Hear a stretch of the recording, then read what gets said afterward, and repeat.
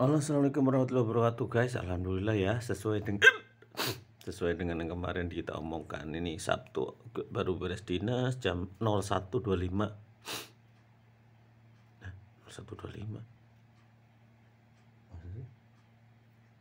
Kok sini 01.40? 01.40 pagi ya.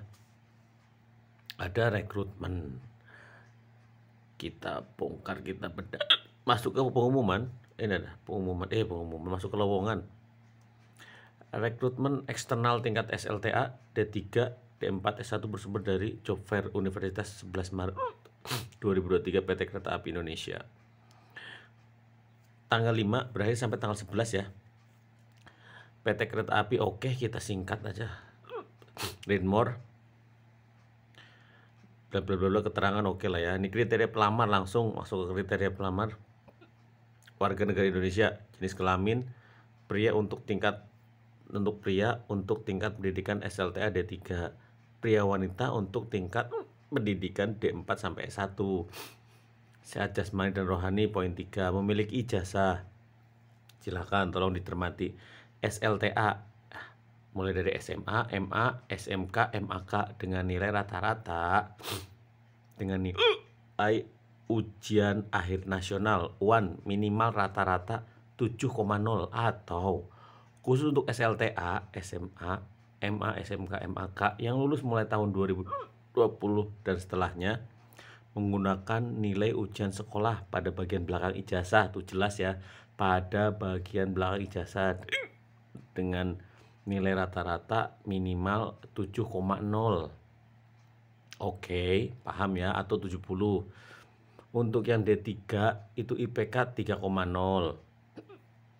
dan akreditasi jurusan. Mau nanya apalah. Pada saat tanggal kelulusan minimal B ya, baik ya. Untuk D4 S1 itu 3,0.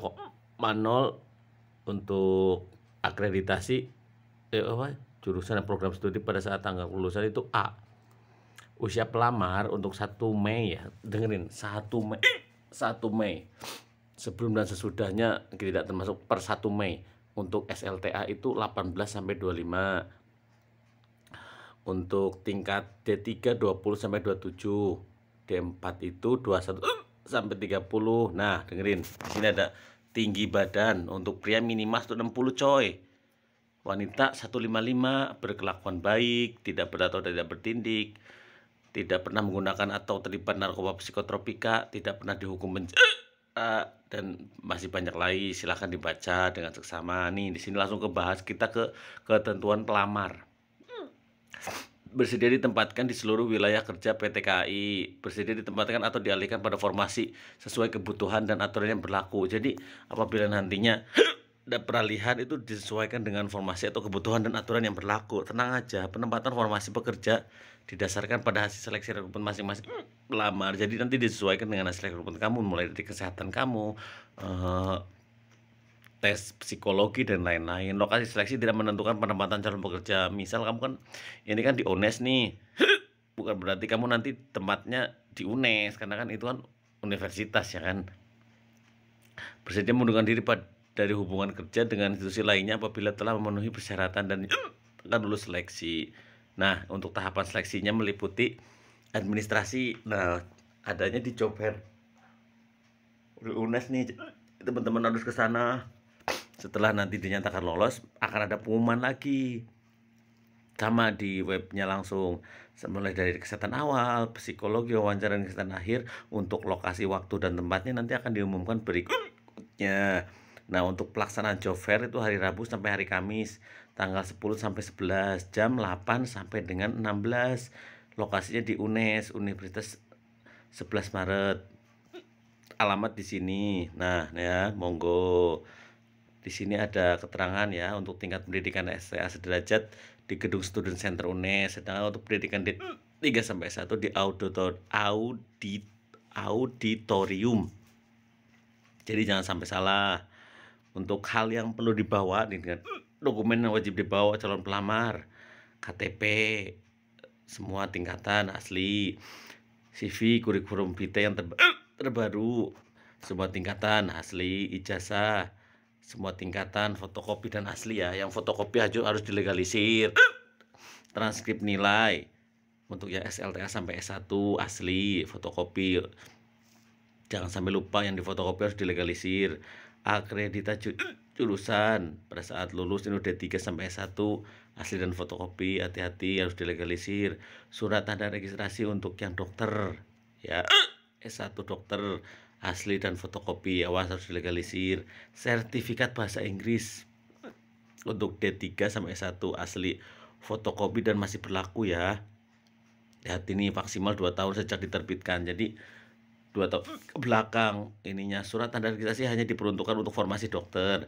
Terus sertifikat asli atau fotokopi bahasa Inggris yang masih berlaku dari lembaga pendidikan bahasa terakreditasi dengan skor minimal sebagai berikut. Untuk D3 nih angkanya, untuk D4 ini angkanya. Rencana pengumuman seleksi itu tanggal 13 Mei. Nah, adapun prosedur pelaksanaan job fair buat teman-teman, pelamar tuh wajib berpenampilan rapi, pakai kemeja ya, jangan pakai kaos oblong, oke? Hitam putih juga nggak apa-apa, walaupun nggak hitam putih, feelingku sih nggak apa-apa. Mengikuti ketentuan yang telah ditetapkan oleh pihak penyelenggara. Di sana nanti akan ada ininya, aturan mainnya. Pelamar yang berminat apply wajib datang ke lokasi job fair dengan membawa dokumen fisik dan soft copy file yang telah dijadikan satu. Nah, awas buat teman-teman yang bawa tadi nih, yang file ini bawa soft copy-nya ya, dijadikan satu. Kalau nggak bisa langsung ke tukang fotokopi, nggak usah ribet, nggak usah sok-sokan pakai HP. Tuh, PDF ya, dan ukuran maksimal 5 MB semuanya, jadikan satu, semuanya maksimal 5 MB. Panitia dokumen akan memverifikasi dokumen yang dibawa oleh nanti kalau tidak bisa langsung suruh pulang pasti nih. Bagi pelamar yang dinyatakan memenuhi syarat pada saat verifikasi dokumen, selanjutnya berhak mengikuti seleksi selanjutnya, yaitu seleksi kesehatan awal yang akan dipublis di rekrutmen KHI. Tentunya selalu ada ini untuk jurusannya ya. Untuk formasi SLTA jenis kelamin pria, pendidikan SLTA itu jurusannya ini nih. Selalu nih mesin listrik otomotif. Terus untuk yang D3 pria D3 itu ini. Nah, ini hal-hal yang harus dibawa nih ya. Syarat dokumennya tuh CV, identitas, KTP, ijazah, SLTA, transkrip, UAN, UN. Jadi kamu harus baca dengan secara seksama. Kamu mau ambil yang mana? Di sini sudah jelas ya, Kak.